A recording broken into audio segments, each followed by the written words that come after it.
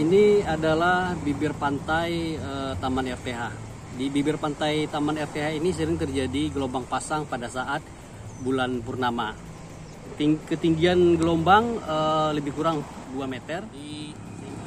Seluruh material yang ada di sini dibawa oleh ombak yang diakibatkan karena dinding pengaman pantainya terlalu rendah. Jadi kita berharap kepada pemerintah daerah ataupun dinas PUPR agar dapat membangun tanggul pantai agar lebih tinggi daripada jalan sehingga air rob tidak naik ke permukaan. Jadi kita sangat berharap pembangunan tanggul ataupun dinding pengaman pantai ini ke depan lebih ditingkatkan, lebih tinggi daripada jalan.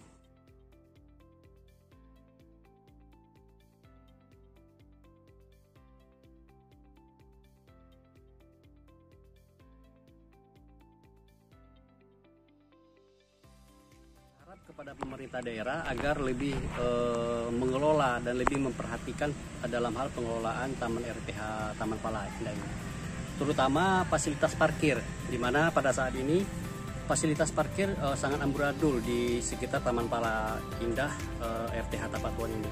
Jadi kita harapkan pengelolaan parkir ini menjadi prioritas utama, mengadakan fasilitas bermain anak yang ramah terhadap anak, sehingga pengunjung menjadi nyaman dan anak-anak juga menjadikan Taman RTH ini adalah taman rekreasi yang sangat beredukasi.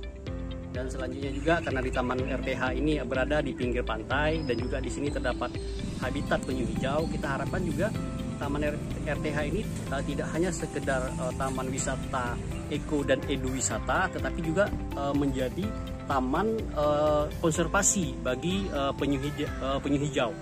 Jadi kita harapkan ke depan pemerintah lebih giat di dalam memperhatikan pembangunan sektor wisata, terutama di RTH Taman Pala Indah ini.